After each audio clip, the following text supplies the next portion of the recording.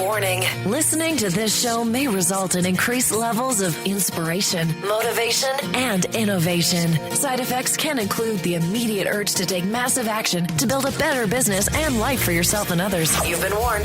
Welcome to Influencers Radio with your host, Jack Mize.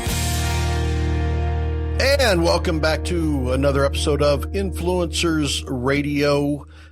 Today we're going to get into some psychological issues that I think probably affect, I would almost say 100% of at least households or families, definitely in the United States and throughout a lot of the world. And it's probably a phenomenon that's occurred over the last century. You know, this last century has evolved so much, and it seems that progress and advancement has brought with it the advancement of problems, especially when it comes to diet, nutrition, and fitness. Because with every quick fix there is out there, there are people that struggle and try and fail over and over again. And today, my guest is someone that does not show people how to do a sit-up correctly, does not show people how to, best maneuver their body to get their core strength together. What she does is what I think is probably one of the most important aspects of anyone that has struggled with weight, with food, and that has a love affair with food, or so they think. It's the psychological part of weight and weight loss and weight maintenance. And she is not only really good at helping others, but she has gone through it herself. She understands. She doesn't just sympathize. She can empathize, and she's been where a lot of people are. My guest today is Reneé Jones. Reneé, how are you doing? I'm doing great. Thank you. Well, welcome to Influencers Radio. And I got to say, you really, a big core of your folks that you help are, they're women, they're in their 40s, and they've struggled. But, what I've seen and the things that you talk about and the issues that you hit on, I think probably affect and really in a deep way a lot of people at a lot of different ages, because there really is so much associated with the psychological piece of food and what we eat and how we think about food. And that's where you call it the triggers for comfort eating. Talk about that, how strong these triggers are, and to help people recognize that this is kind of what the core of their problem is. So many women, and you can grow up from, at a young age. Our mothers would give us a pacifier. So they get in the habit of when something is bothering them, they put something in their mouth. And it could be, when they were 15, it could be when they're 30. Definitely by 40, some of your metabolism doesn't help you out as much. So if you haven't recognized it before, then by the time you get to 40, your body doesn't necessarily use all the calories that you're taking in. But the idea is very often we'll just take something and put it in our mouth, and it could be a cigarette, it could be a drink, it could be food of any sort. Very often it's something either sweet or salty, and even more often it's something that we learn to depend on as a child. And when you're feeling stressed, put something in my mouth. When I'm feeling lonely, put something in my mouth. When I'm feeling whatever, we tend to then, put something that has an emotional attachment to it in our mouths. And over time, it shows up on your hips and thighs and back and everywhere else. Well, let's talk about that attachment, because here's where the struggle is logically we could tell ourselves, don't do that. right? We know that it's not good for us. In fact, there's some foods, I find one of my guilty pleasures, and I can't for the life of me figure out why, are those little wax chocolate donuts that aren't even food, Yeah. and I, even as I'm eating it, I think, why am I, this does not taste good. It doesn't feel good, but it does something.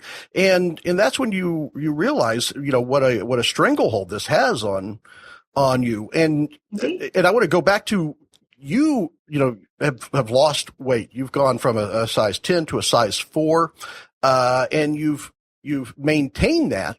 But like I said at the top of the show, you've gone through the struggles, the trials. You talk about, and I love the way you phrase this, that your first diet started when you were 10 years old. And I think a lot of people can connect with that, because I think a lot of people can always recall their first diet. No one's ever gone on one diet, lost the weight, and there it is. It's done. I did it, right? No, I'd love to meet the person for whom that worked, because I was on a diet perpetually, sometimes better than others, but from the time I was 10 until I turned 50. And I actually met my goal weight a week before my 50th birthday. So it was always a struggle. It was a family struggle. And, I'd be standing there in the pantry staring, or in the refrigerator, just staring, looking for something. And food is just easy. What we're looking for isn't actually in the refrigerator or pantry, but it's the easy way to get that need met. And the fact that you're putting, words, and you're putting this into, you're verbalizing this is so powerful to a lot of people. And it's powerful to me, because it's something that a lot of people struggle with, silently. They struggle with it, internally, and, out in the public and society, say, hey, stop eating so much. That's the answer. Hey, why do you eat so much? You're obviously, overweight, and people that have gone through losing weight, gaining weight, to paraphrase, I forgot who it is, either W.C. Fields, or it could have been worse, Winston Churchill. I don't know that they were talking about, I think, smoking or drinking, but, to paraphrase it, it's easy to lose weight. I've done it many times. Right? I would hate to count up the number of pounds that I have lost over the years. It would just be frightening. And that's something that a lot of people, when they get in a something occurs where they say, you know what, it's time. I'm going to tighten my belt. I'm going to roll up my sleeves, and I'm going to do it. And all of a sudden it becomes a chore, but it's something that at least temporarily they can fight through. But then there's always the maintaining it, that what is it that causes people to bounce back? And it's certainly not that they forget what they should be doing, but it seems like it's something that occurs that makes them go back to those triggers that you're talking about, that comfort food. What do you see that can help people recognize that that's occurring? Well, and I've suffered through that myself, obviously. And particularly when I got to my goal weight, because that was the thing I was going toward. And the idea of a goal is that there's a finish line. And when you reach the finish line, it's done. So you do go back to whatever you were doing before. And that's the problem, is that we just go back to what we were doing before, what got us back into the place that made us so uncomfortable. But if we can start thinking about that as, when you get there, you want to stay there. It's like moving across the country. You don't keep going back to LA if you live in New York.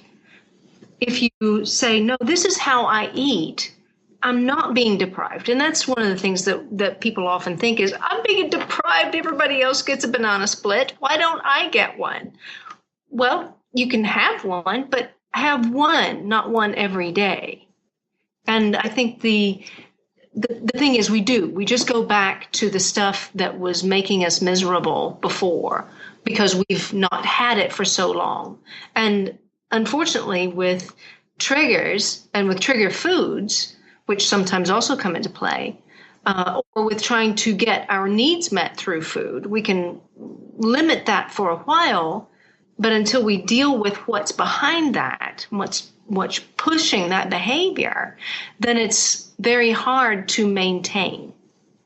Yeah, well, there's so many diets out there. There's every time you turn on the TV, or there's something that is the latest and the greatest, and one of the things that you mentioned is people feeling deprived, and I think probably part of that reason is when people do go on this path that I'm going to lose weight, is that's immediately what they do, is I'm going to deprive myself of these things, and what's strange is you talk about that goals and how goals have an end. It seems like one of the first things they do when they hit the goal is, now it's time to reward myself. Yes, and rewards don't necessarily help you. Well, yeah, it seems like rewards could probably take you right. It's almost like if you were being hit in the face constantly, and then you said, I'm going to stop that, and then, after you go through a month of that, you know what? It's time to reward myself. Let me go get hit in the face again. Yeah. I mean, it's there is a famous quote, and I can't remember who said it, but the reward is the act of having done it. My body now is my reward. The fact that I can now go buy clothes in a smaller size, the fact that I feel really good, I feel lean, I feel healthy, I feel like I look good in my clothes. That is the reward, rather than chocolate cake or an extra glass of wine. If you find rewards that actually support your new habits, and that's the thing, the way we eat has to become a habit rather than, I'm just doing this for a time. I mean, I'm 5'3". I've got a sort of medium frame. I know how many calories my body can process in a day without putting on weight. If I go over that, I gain weight. If I go on a diet, I will lose weight if I actually follow the diet. And those are that's the logical piece of that. That's the mathematical. It adds up. Okay, this all makes sense. Yes. But what happens is that food to a lot of people is almost like a drug, and it's something that they don't look at. I've often said, because I've had this struggle, is there's a point in every meal where it stops being fuel for the body and becomes pure entertainment, right? Yes. and there's a lot of people that associate food with this romanticized, vision, or a pizza doesn't equal a pizza. A pizza equals a memory of some great time, or it represents something that made something bad go away, or whatever it is. Yes. So when people equate their food with that, how do they stop that? Because I know one of the things that you're really strong at is to help people, and I feel you chose this word very purposefully. You help people choose to back out of the refrigerator, the pantry, when they're looking for that comfort, right? Yes. They're looking for not necessarily the food, but they're looking for the feeling or the memory or whatever romanticized vision they have that is associated with that. And I think by you defining it as a choice, and then I think once people recognize it is my choice, I can back out and do this. So how do you get them to either lose or diminish that equation of food with that romanticized, vision, and make that choice? Yeah, absolutely. That is crucial. I have an emotional attachment to peanut butter. I love it. It is wonderful, and it's nutritious in certain amounts. But what I finally figured out was it's a connection to both my mother and my grandmother, both of whom have now passed away. And my mother passed away before my grandmother. So anytime I feel lonely or without them or just want to talk to them, I would somehow find myself walking toward the refrigerator to get to the peanut butter. And I thought, wait a minute, you've got to take that feeling out of that jar and put it back in your heart where it belongs. The peanut butter doesn't bring them any closer to me. They're now dead. They're not coming back. And no one can replace them. The peanut butter was just sort of a comfort thing. But I can find better ways to meet that need than stuffing my face. One of my taglines is, face your stuff, don't stuff your face. Because it's so easy to, stuff our face and take that opportunity rather than sitting down, thinking about it, talking with somebody about what is that peanut butter actually doing for you. It made me fat. It helped me regain pounds somewhere along the way and back again. And it's not the actual food, it's just what that represents for me. And that was one of those times when I had to spend a long time working on what does it mean to me and how can I get this need met in another more helpful way? How can I choose a better fix for that? And, and that's the one thing I think I want to bring up, because the choices of how do I, choose a better fix for that is the one unique thing about food and the, addictive quality, obviously, of food is that food isn't something we can stop cold turkey. Oh, no. We have to eat, regardless. And I know you've helped people with other addictions, cigarettes and other issues. But the one thing that separates, for me, food from a smoking addiction to drinking is that we don't need those things to sustain life, right? They can be, we can completely eliminate them, as hard as it may be. And that has an advantage. But with food, it's almost like an addiction that you have to manage because you can't eliminate it. Right. Absolutely. Is that how do you get past that? Because to me, that's the biggest obstacle with this. Different people have different ways of doing that, and I think that's one of the keys is you have to figure out what actually works for you. Some people can go, I'm never buying the trigger foods again. Some people say, well, that's a part of who I am, so I have to find a way to manage it. For me, I stopped buying peanut butter for a good 6 months to kind of put a break in there, because I can have something else. Peanut butter is not the only thing that I feed myself, right? So sometimes it is eliminating temptations from your environment, whether that's at work or at home or whatever. You just make sure you don't have those things in your area, because once they're not there, you either shift that to another food that then becomes a problem, or you have to work it out. You have to figure it out. And that's one of the things that I do with my clients is figure out, okay, what works for you? How can we get this need met so that it does exactly what you want for you? Or you find a way to manage your consumption. And, we work at that too. Yeah, and you said something I think that's very important when you said that people are different. Everyone's different. And a lot of people, when they think about weight loss, or they maybe, thinking about what we're talking about, and they think, oh, here's another diet, or here's another program. And one of the things that I think is unique with you is obviously, programs a very, regimented or detailed diet is what people want to buy, because they don't want to think about it. They want to say, just tell me what to do. Right. And one of the things that I think that it really makes you unique, and I think probably helps with your success rate, is the fact that there is no one way for each person.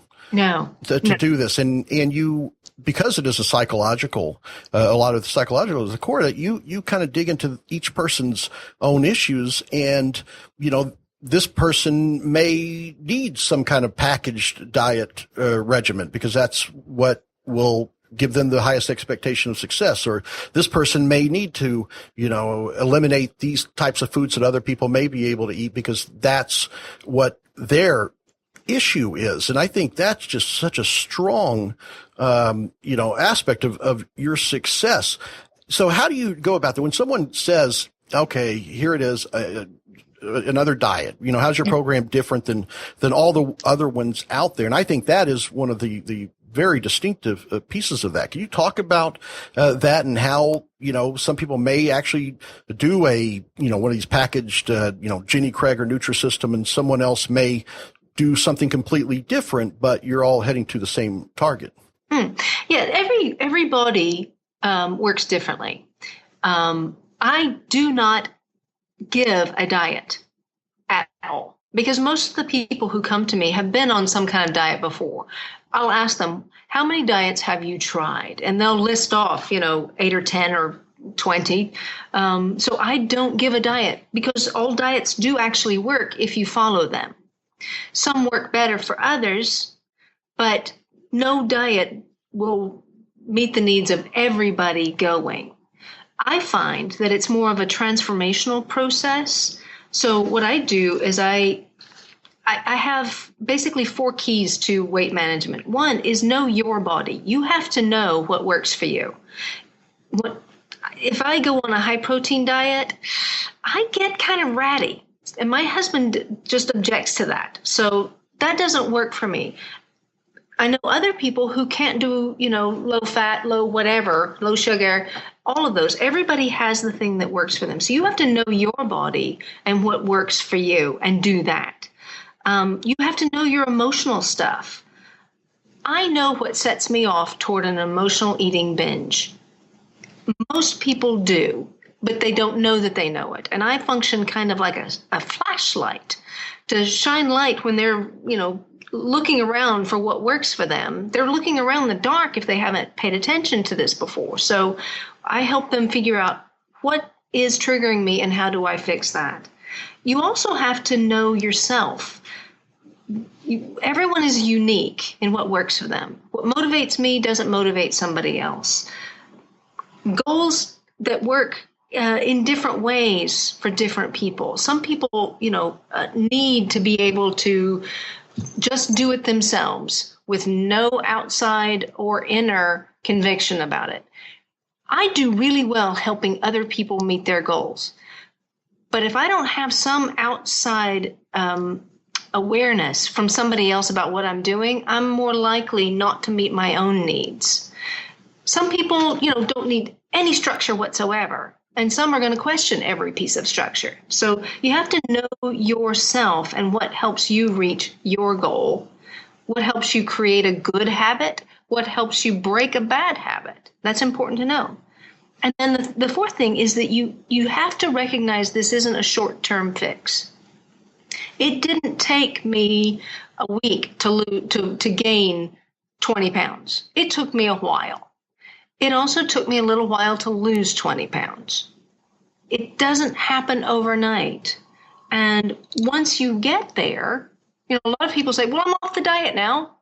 Now I can have what I want. Well, that's fine if you want to go back to where you were. But if you want to stay where you are, then it's important to find a way to maintain some of those really good habits and recognize, what? Sometimes you have to be an adult. Sometimes you have to know you have to eat your vegetables or not eat 3 chocolate sundaes.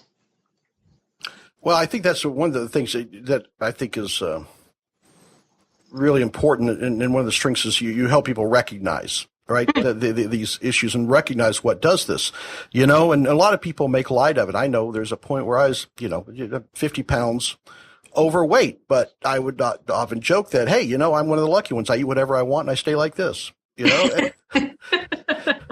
And to realize that really has a very strong element of truth to it. It does. Because you can, that word, I can eat whatever I want, and it seems like you're able to shift that want, or at least shift the meaning behind that want to be a healthier alternative. And it's not necessarily that you are taking them to become just, complete organic, vegans or anything like that. You're helping them to make better choices than what they had been making because of their circumstances. Indeed. And anytime you can better that, it's going to, I guess, have a positive impact. And so one of the things that we see, and everybody sees it, daily on TV, magazines, on the internet, is the latest and greatest, the magical miracle diet, pill, the drink, whatever it is, that here's the answer. We finally figured it out. And one of the things that I love about what you do is that you're very crystal clear with people about the existence of a magic bullet for weight management, because that's what people are thinking. If I could just figure out that little secret that people have that makes it easy. And you don't give easy answers. You give real answers is something that I think is so important, and also, speaks to your success. So what do you say to people that think that there is some kind of easy answer or magic bullet out there, but they just haven't found it yet? They already know what it is. The magic bullet is the power of their intention. If they want it and are willing to work for it, they can have it. It's some choices are just harder than others. But, I talked to my clients early on about, when I'm talking about the different diets, I said, and how many of you have taken those appetite suppressing pills? And, several will raise their hands. And I said, and how many of you then found yourself standing in front of the pantry or the refrigerator looking longingly in? And they all had to again raise their hands. You can deal with individual symptoms. You can take things that look after the actual biological desire for food, but there's still that emotional tug because we're looking for something to meet a need other than hunger. Yeah, and if you want it, you can have it, but you have to want it, and you have to be willing to work for it, because again, we're adults. Sometimes you have to work for what you want. And I guess sometimes people use that as a justification for they lean on that, well, or some people are just completely, or fool themselves into what, I know there's people that probably have that have the attitude of, I don't need that ice cream needs me, Yes. and because you take logic out of it. And I think so many people try to approach this in a logical way. And you pretty much have understood that this isn't a logical exercise. Oh, no, it's never logical. Come on. They may say, I want a thinner body, but I also really want that cookie. Exactly. All the struggle. That is the wrestling match of wrestling matches, isn't it? It is. And unfortunately, that cookie is immediate. They can have it right there. Absolutely. That health and that nutrition is always down the road. Well, and that cookie does actually soothe them in the moment. But the problem with that, or if you've had a really rough week and you want an extra glass of wine or whatever, it does bring some relief. And the problem is then it brings that wraparound guilt that feeds all of your issues over and over again. I ate a cookie, I drank 3 glasses of wine, then I had cake, and then I had this, and now I feel awful about myself, which only makes it worse. Yeah, because that's the one thing people do, and where you take logic out of it completely, is if they are on a diet and by mid-morning they end up having a cookie or something, they say, well, I've already blown it today, I might as well just go ahead and binge the rest of the day and start tomorrow. Yes, but what if you say, I had a cookie this morning. Okay, so that's a morning kind of messed up, but at lunchtime I can get back on track and I can save the day, rather than, oh, well, now I'll have that big entree at the restaurant, and then I'll have something else this afternoon and a big dinner tonight. And instead of a 200-calorie cookie that has blown your diet, you've added another 2,000 calories, and you're in worse shape. Whereas if you just say, okay, that was not the wisest choice I ever made, but I can make a better choice next, then you have less to make up for. Well, and there again, that makes complete sense. it's the logical sense. It's just, convincing, yourself that's done. And you obviously figured out a way to do that. You went through decades of, that yo-yo, that weight yo-yo. And so what I want to know is kind of what is it? And we've covered a lot here, but if there's something that you think that triggered you to be able to recognize that released you from that. And then I want to find out what led you to actually create a business around this that has allowed you to influence so many other people, and not just them, but their families and their friends and the people that love them and that are around them to share this so successfully with others.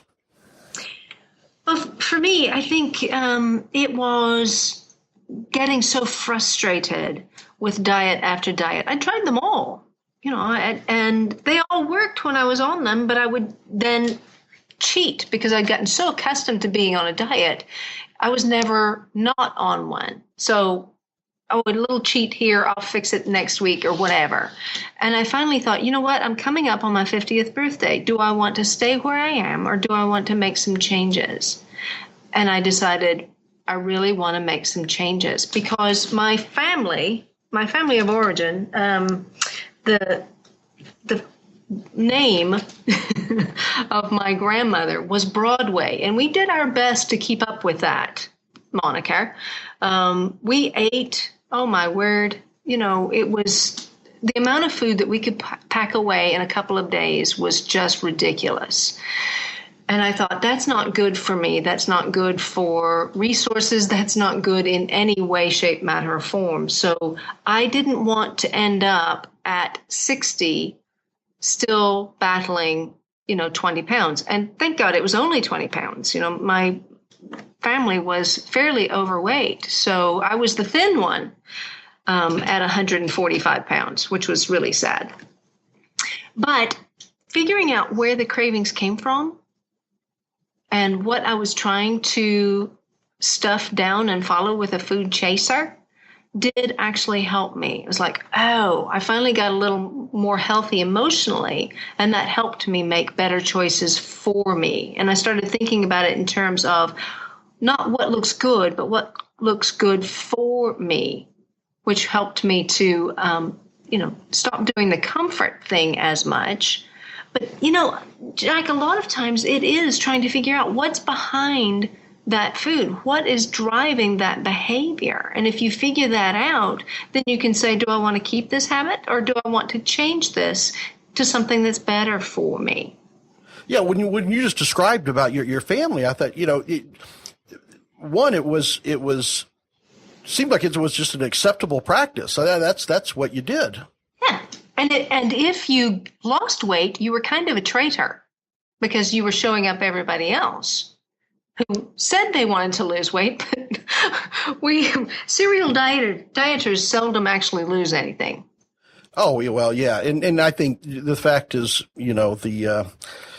this is just so profound, some of the things that you've talked about today, because I know so many people that are affected by this, and, the fact that just getting to recognize that it's not, I think I recognized it when I could finally say, when someone would ask me, hey, Jack, you hungry? And I would honestly say, you know what?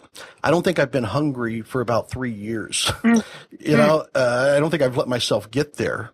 And that's when you realize, okay, so there's something, there's an issue here, and I've never really heard anybody speak to that, right? There's often, people that speak to, well, you just got to do this exercise, or you have to, just eat this and just eat this. But I think, going as deep as you do, into the psychology of it is, just has a tremendous effect on the people and the people you help. It does, because if I'm not eating to comfort myself, then I'm saving a lot of calories, because those comfort food things, those are highly caloric items. They're not just, nobody comforts themselves with celery. They always comfort themselves with something that has a lot of calories, fat, sugar, salt, the things that tend to, when put together, make it hard for us.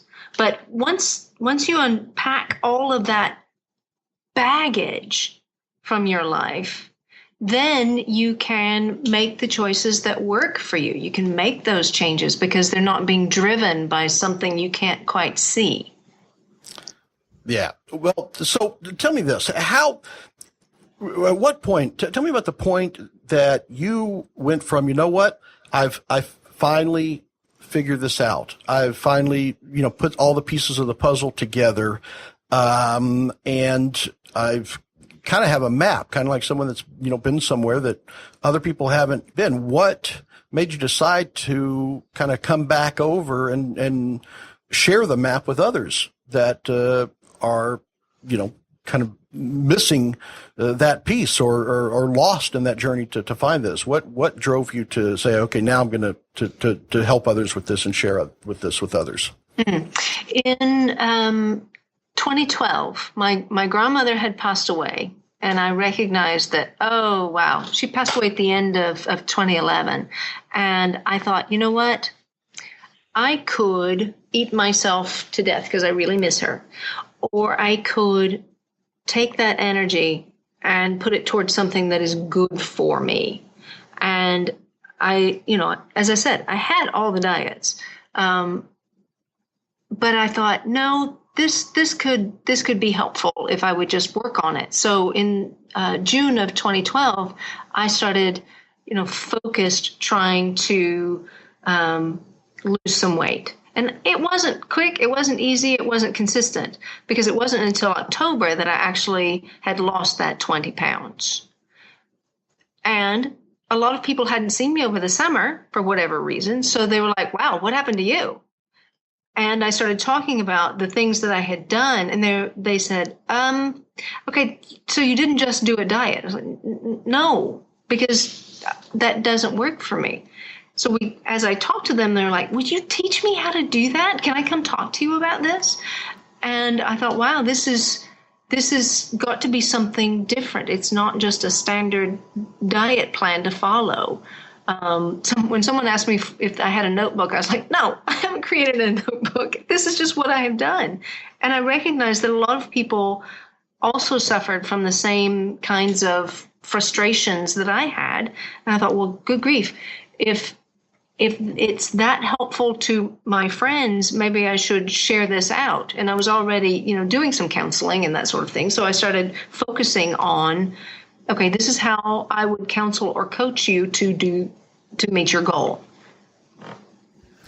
And I guess obviously when you get the results that you get with the people that you're helping, that probably gave you the feedback you needed that they kind of reinforce that, okay, I'm onto something here. This is working, and this is really getting to the root of it. And it works for others. And, once you figure that out with an issue that is this huge to women in general, but also men, you can't keep that to yourself. That's just kind of mean. Well, I got to say, I am certainly grateful that you are not keeping this to yourself, and that you have, come on here, and I was able to get you to share this here on Influencers Radio. So I certainly appreciate that. Thank you for sharing. Well, no. So how can people find out more about Reneé Jones and really dig into and realize and recognize these issues and find out what this is all about?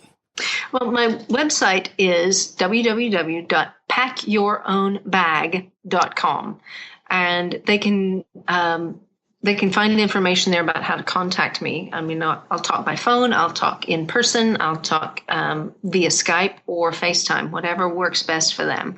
But that's my website. That's where they can find out. And basically, when you're ready to lose, I can help you win.